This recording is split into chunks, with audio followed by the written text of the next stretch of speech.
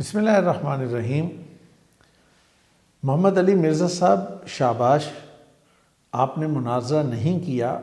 آپ نے اچھا کیا۔ اس لیے اچھا کیا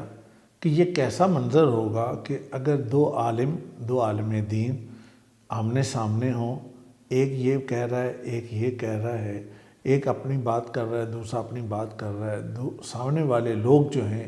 وہ اس پہ کوئی اس کو واہ واہ کہہ رہا ہے، کوئی اس کو واہ واہ کہہ رہا ہے، اور کوئی اس کے بارے میں زندہ باد اور کسی کے بارے میں مرد آباد کہہ رہا ہے، تو کیا یہ دین کا مطلب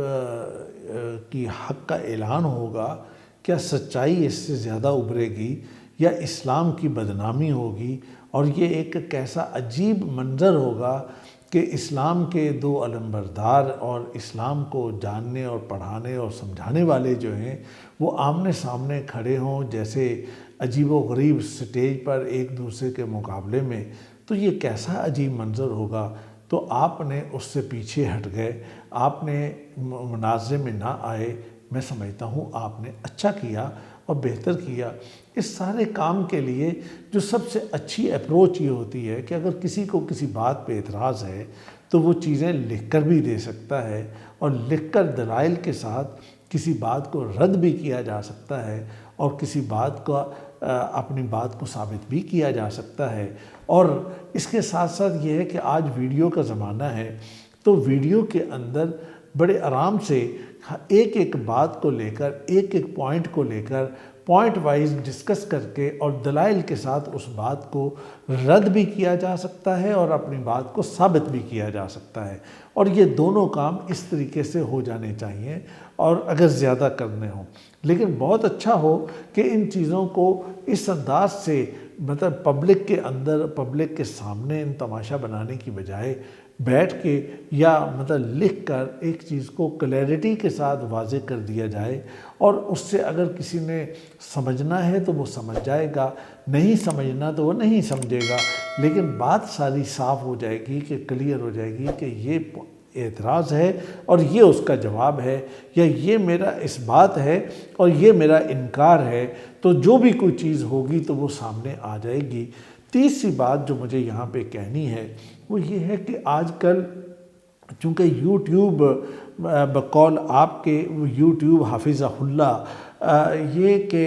اس کا زمانہ ہے اور اس میں ہی سارے لوگ کام کرتے ہیں اور سارے لوگ اس پہ کہتے ہیں۔ میرے لیے بڑی عجیب سی یہ بات ہوتی ہے ذاتی طور پر۔ میں ایک کونسلر ہوں، اسٹوڈنٹ کونسلر ہوں، کریئر کونسلر ہوں، کہ جس میں نوجوانوں کو ان کے کریئر کے بارے میں اور بچوں کو گائیڈ کرتا ہوں، ان ساری چیزوں کو کرتا ہوں۔ تو اس میں کہیں پہ اس طرح کے ٹاپکس یا چیزیں آ جاتی ہیں تو میرا دل بہت دکھتا ہے کہ جب میں یہ دیکھتا ہوں کہ اس انداز سے بڑے عجیب و غریب قسم کے الفاظ سامنے آتے ہیں۔ وہ الفاظ کسی ایک سائڈ سے نہیں، دونوں سائڈ سے آتے ہیں۔ آپ کے دلائل اپنی جگہ موجود ہوتے ہیں، کتابوں کے اندر لکھے پڑھے موجود ہیں، اور ملفوظات فلاں اور ملفوظات فلاں اور فلانی کتاب اور فلاں، ان ساروں کے اندر بہت سی باتیں لکھی ہوں گی اور وہاں پہ موجود ہوں گی، لیکن مسئلہ صرف اتنا ہے کہ جب بھی بات کی جائے تو اس بات کو ایک قرینے کے ساتھ، ایک ذرا مطلب یعنی تھوڑا سا یعنی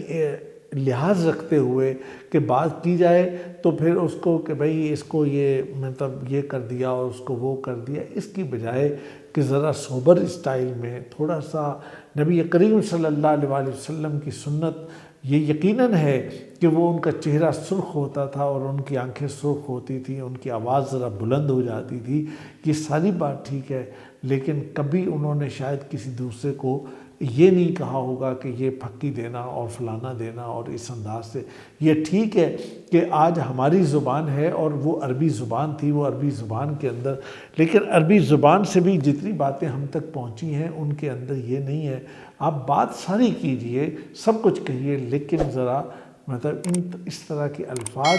جو پھر لوگوں کی زبانوں پہ آتے ہیں، نوجوانوں کی زبانوں پہ آتے ہیں، اور بہت سے لیڈروں کے حوالے سے بھی یہ بات کہی جاتی ہے کہ ان کی وجہ سے نوجوانوں کی زبان بگڑ گئی۔ تو میں یہ کہوں گا کہ آپ تو پھر عالم دین ہیں اور لوگوں کو دین کا گائیڈ کرنے والے ہیں، تو اس لحاظ سے الفاظ کے چناؤ میں ضرور خیال رکھیے، اور وہ جو دوسرے لوگ ہیں جو آپ کے مقابلے میں وہ کسی بھی فرقے سے اور کسی بھی